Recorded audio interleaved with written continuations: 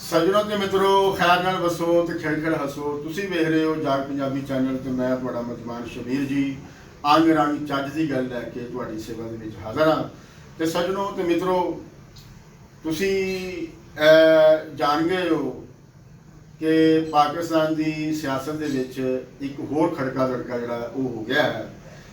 ਜਿਹੜੀ ਅੱਜ ਦੀ ਸਰਕਾਰ ਹੈ ਉਹਨੂੰ ਅਜੇ ਗੱਦੀ ਤੇ ਬੈਠੇ ਆ ਮਹੀਨਾ ਵੀ ਨਹੀਂ ਹੋਇਆ ਤੇ ਕਈ ਬਣਦੇ ਜਿਹੜੇ ਖੜਾਕ ਨੇ, ਕਈ ਕਿਸਮ ਦੀਆਂ ਬੰਗਾਰਾਂ ਉਹਦੇ ਸਾਹਮਣੇ ਖੜੀਆਂ ਹੋ ਗਈਆਂ ਨੇ।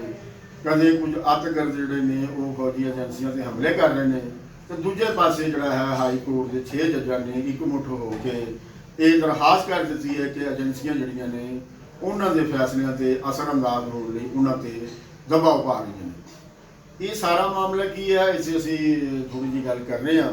ਇਹਦੇ ਵਿੱਚ ਤੇ ਕੋਈ ਸ਼ੱਕ ਜਿਹੜਾ ਹੈ ਉਹ ਹੈ ਹੀ ਨਹੀਂ ਕਿ ਏਜੰਸੀਆਂ ਜਿਹੜੀਆਂ ਨੇ ਉਹ ਰਿਆਸਤ ਦੇ ਹਰ ਅਦਾਰੇ 'ਚ ਪਹੁੰਚ ਤੋਂ ਹੀ ਮੁਖਾਲਫਤ ਕਰਦੀਆਂ ਆਈਆਂ ਨੇ ਔਰ ਅੱਜ ਵੀ ਜਿਹੜਾ ਹੈ ਉਹ ਮੁਦਾਖਲਤ ਜਿਹੜੀ ਹੈ ਉਹਨਾਂ ਦੀ ਮੌਜੂਦ ਹੈ। ਇਹ ਇਸ ਗੱਲ ਦੇ ਵਿੱਚ ਜਿਹੜਾ ਹੈ ਕੋਈ ਅਸੀਂ ਦੂਸਰੀ ਰਾਏ ਜਿਹੜੀ ਹੈ ਉਸ ਨੂੰ ਮੁਤਬਰ ਨਹੀਂ ਸਮਝਦੇ। ਲੇਕਿਨ ਸਵਾਲ ਜਿਹੜਾ ਹੈ ਉਹ ਜਿਸ ਸੂਰਤ ਹਾਲ ਦੇ ਵਿੱਚ ਆਇਆ ਹੈ ਉਸ ਨੂੰ ਜਿਹੜਾ ਹੈ ਜਾਣਨਾ ਹੈ ਔਰ ਜਿਸ ਤਰ੍ਹਾਂ ਉਸ ਨੂੰ ਪੇਸ਼ ਕੀਤਾ ਗਿਆ ਹੈ ਉਸ ਨੂੰ ਜਿਹੜਾ ਜਾਣਨ ਦੀ ਜਿਹੜੀ ਅਸੀਂ ਕੋਸ਼ਿਸ਼ ਕਰਾਂਗੇ। ਤੋ ਇਹ ਤੇ ਅਸੀਂ ਸਹਿਮਤ ਹਾਂ ਇਸ ਗੱਲ ਦੇ ਨਾਲ ਕਿ ਉਹਨਾਂ ਨੇ ਜੋ ਆਖਿਆ ਹੈ ਕਿ ਉਹ ਅਸਰਅੰਦਾਜ਼ ਜਿਹੜਾ ਨਾ ਏਜੰਸੀਆਂ ਹੋ ਰਹੀਆਂ ਨੇ। ਤੋ ਸਵਾਲ ਇਹ ਪੈਦਾ ਹੁੰਦਾ ਹੈ ਕਿ ਇਹਨਾਂ 6 ਜੱਜਾਂ ਦੇ ਨਾਲ ਕਿਆ ਉਹ ਪਹਿਲੀ ਦਫਾ ਅਸਰਅੰਦਾਜ਼ ਹੋਈਆਂ ਨੇ? ਅੱਜ ਤੋਂ ਪਹਿਲਾਂ ਜਦੋਂ ਦੀ ਉਹ ਆਪਣਾ ਜੱਜ ਬਣੇ ਨੇ, ਕਿਆ ਉਹ ਆਪਣੀ ਮਰਜ਼ੀ ਦੇ ਨਾਲ ਫੈਸਲੇ ਦਿੰਦੇ ਆਏ ਨੇ? ਔਰ ਉਹਨਾਂ ਨੇ ਹੁਣ ਤੱਕ ਜਿੰਨੇ ਵੀ ਫੈਸਲੇ ਕੀਤੇ ਨੇ ਕਿਆ ਉਹਨਾਂ ਨੇ ਆਪਣੀ ਮਰਜ਼ੀ ਦੇ ਨਾਲ ਕੀਤੇ ਨੇ, ਮੈਰਿਟ ਦੇ ਨਾਲ ਕੀਤੇ ਨੇ, ਆਇਨ ਦੇ ਔਰ ਕਾਨੂੰਨ ਦੇ ਮੁਤਾਬਕ ਕੀਤੇ ਨੇ? ਜਿਹੜਾ ਫੈਸਲਾ ਉਮਰ ਅਤਾਬ ਬੰਦਿਆਲ ਨੇ ਪੰਜਾਬ ਅਸੈਂਬਲੀ ਦੇ ਬਾਰੇ ਦਿੱਤਾ ਸੀ ਔਰ ਉਹ ਨੰਗਾ ਚਿੱਟਾ ਜਿਹੜਾ ਸੀ ਉਹ ਆਇਨ ਲਿਖ ਰਿਹਾ ਸੀ, ਉਹ ਆਪਣਾ ਉਹਨੇ ਕਿਸ ਦੇ ਦਬਾਅ ਦੇ ਤਹਿਤ ਦਿੱਤਾ ਸੀ?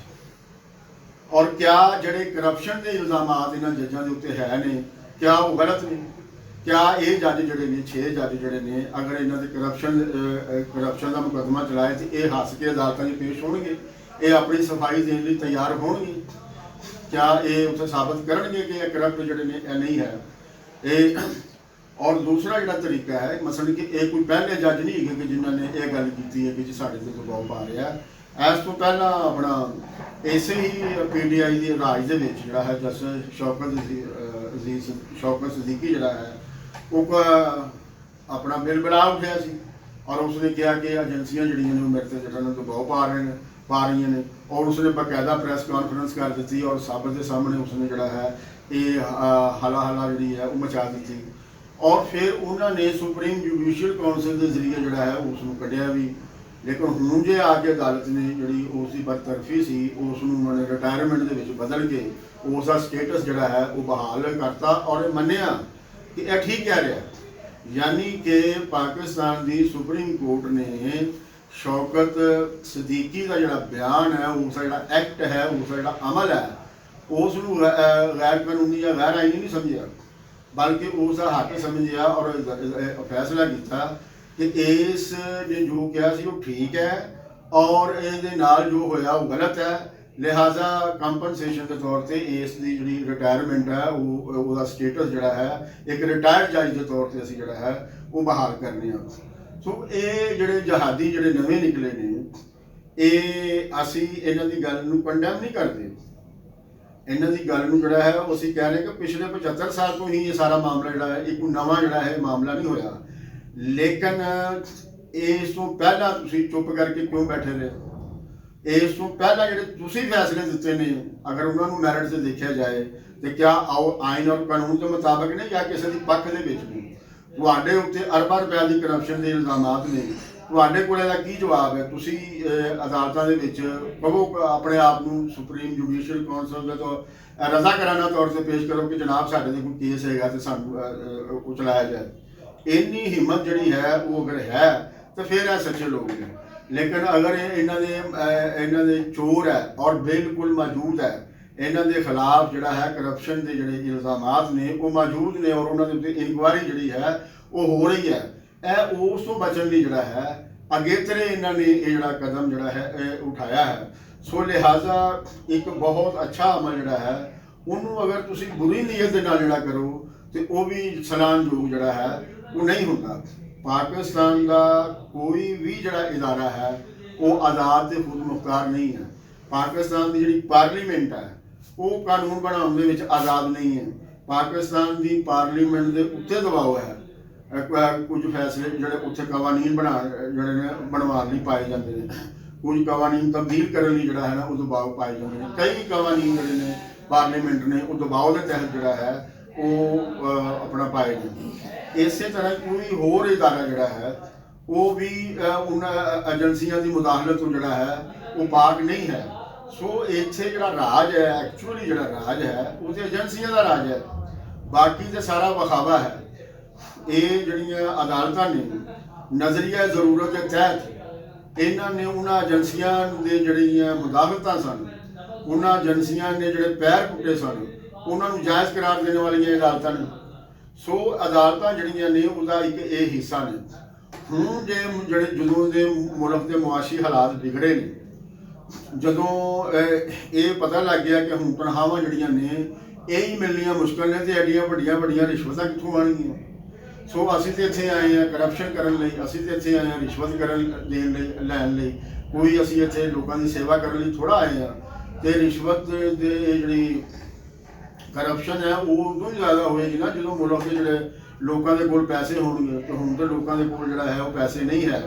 ਹੁਣ ਤੇ ਉਹ ਜਹਾਜ਼ ਵਾਲਾ ਜਿਹੜਾ ਸਿਲਸਿਲਾ ਉਹ ਮੁੱਕ ਗਿਆ। ਹੁਣ ਤੇ ਅਮਦਾਦਾਂ ਵੀ ਜਿਹੜੀਆਂ ਨੇ ਉਹ ਨਹੀਂ ਆ ਰਹੀਆਂ। ਤੋਂ ਇਹਨਾਂ ਹਾਲਾਤਾਂ ਦੇ ਵਿੱਚ ਜਿਹੜਾ ਹੈ ਹੁਣ ਜਿਹੜਾ ਹੈ ਉਹ ਕੀ ਕੀਤਾ ਜਾਏ। ਔਰ ਜਦੋਂ ਇਹ ਹਾਲਾਤ ਹੁੰਦੇ ਨੇ ਜਿਸ ਵੇਲੇ ਘਰ ਵਿੱਚ ਭੰਗ ਭੁੱਜਦੀ ਹੈ ਤੇ ਫਿਰ ਉਹਨਾਂ ਦੇ ਅੰਦਰ ਲੜਾਈ ਹੁੰਦੀ ਹੈ। ਸੋ ਹੁਣ ਅਦਾਰਿਆਂ ਦੀ ਆਪਸੀ ਜਿਹੜੀ ਲੜਾਈ ਹੈ ਉਹ ਹੋ ਗਈ ਹੈ। ਇੱਕ ਹੀ ਅਦਾਰੇ ਦੇ ਅੰਦਰ ਗਰੁੱਪਿੰਗ ਹੈ, ਯਾਨੀ ਕਿ ਅਦਾਲਤ ਇੱਕ ਅਦਾਰਾ ਹੈ, ਉਸ ਅਦਾਲਤ ਦੇ ਅੰਦਰ ਆਪਣੀ ਗਰੁੱਪਿੰਗ ਹੈ। ਯਾਨੀ ਕਿ ਉਸ ਬਤੌਰ ਅਦਾਰਾ ਪੂਰੀ ਤੌਰ ਤੇ ਉਹਦਾ ਕਿਸੇ ਨਾਲ ਟਾਕਰਾ ਨਹੀਂ ਹੈ।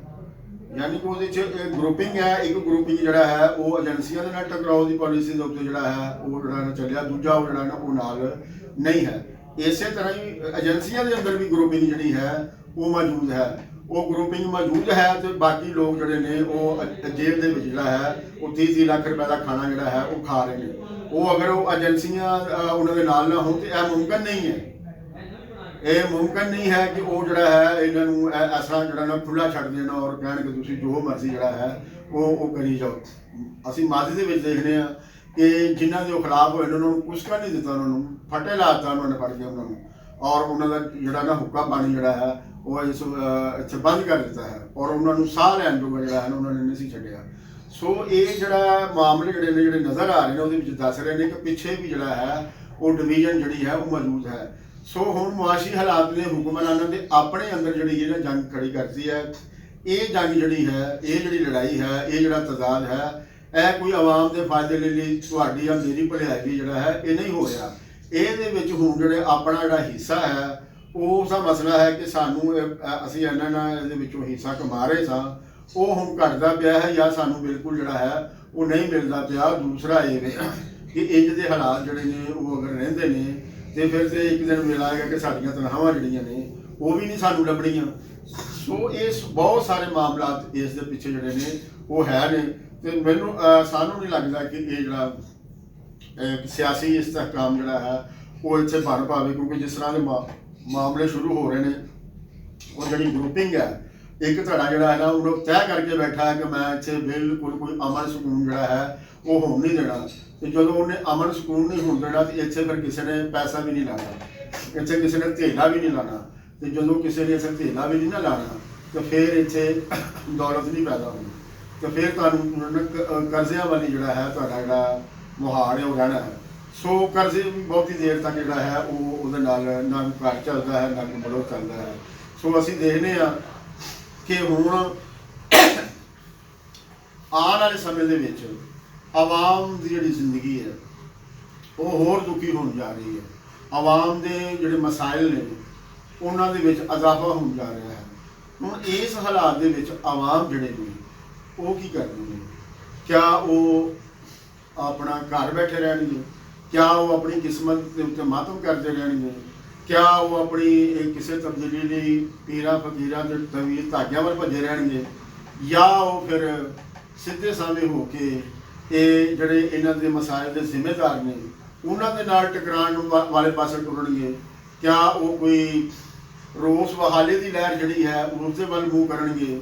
ਕਿਆ ਉਹ ਘਰੋਂ ਬਾਹਰ ਨਿਕਲ ਕੇ ਤੇ ਇਹ ਜਿਹੜੇ ਉੱਤੇ ਬੈਠੇ ਹੋਏ ਨੇ, ਜਿਨ੍ਹਾਂ ਨੂੰ ਉਹ ਆਪਣਾ ਮਸੀਹਾ ਸਮਝਦੇ ਸਨ, ਉਹਨਾਂ ਨੂੰ ਆਪਣਾ ਕਾਤਲ ਸਮਝਦੇ ਹੋਏ ਉਹਨਾਂ ਦੀ ਗੱਲ ਪੈਣਗੇ? ਇਹ ਅਸੀਂ ਕੁਛ ਕਹਿ ਨਹੀਂ ਸਕਦੇ। ਲੇਕਿਨ ਸਾਨੂੰ ਇੱਥੇ ਕੋਈ ਅਜਿਹੀ ਇੰਜ ਦੀ ਕੋਈ ਕੁਵਤ ਜਿਹੜੀ ਹੈ ਮੁਤਬਾਦਲ ਕੁਵਤ ਦੇ ਤੌਰ 'ਤੇ ਕਿ ਜਿਹੜੀ ਇਸ ਅਨਾਰਕੀ ਨੂੰ ਜਿਹੜਾ ਹੈ ਆਪਣੀ ਇੱਕ ਇਨਕਲਾਬ ਦੇ ਵਿੱਚ ਜਿਹੜਾ ਹੈ ਉਹ ਤਬਦੀਲ ਕਰ ਲਵੇ, ਤਾਂ ਕਿ ਇੱਥੇ ਜਿਹੜਾ ਹੈ ਇੱਕ ਦੂਸਰੀ ਸੂਰਤ ਜਿਹੜੀ ਹੈ ਉਹ ਉੱਭਰੇ। ਉਹ ਸਾਨੂੰ ਦੂਰ ਦੂਰ ਜਿਹੜਾ ਹੈ ਉਹ ਬਹਾਲੀ ਜਿਹੜੀ ਹੈ ਉਹ ਨਹੀਂ ਦਿੰਦੀ। ਉਸ ਤੋਂ ਅਗਰ ਉਹ ਐਸੀ ਕੁਵਤ ਮੁਨਜ਼ਮ ਕੁਵਤ ਮੌਜੂਦ ਨਹੀਂ ਹੈ, ਇੱਕ ਇਨਕਲਾਬੀ ਕੁਵਤ, तो फिर उसका लाजमी नतीजा जोड़ा है वो अनारकी है। और उस अनारकी की जद के देखना होना वे कि कौन कौन आता है। और ये अगर अनारकी जी फैलती है तो एक किस रूप में जोड़ा है इसका मूँह होएगा और इसके तत्त के जोड़ा है वो की होएगा, ये तो असी जोड़ा है वो नहीं दस सकते। लेकिन इन्नी गल जी है वो पक्क है कि जाना मामला अनारकी वाली ही है। तो मैनू आस है कि जी तुसी इस अपनी जी है साड़ी इस गलबात अपना हिस्सा कमेंट दे विच पाओगे तो इस जाग पंजाबी चैनल में शेयर भी करोगे तो इसका जोड़ा बटन है वो भी दबाओगे ताकि साडा हर वीडियो जोड़ा है वो तुहानू आम मुहारे मिलता रहे। कुल दा भला ते कुल दी खैर।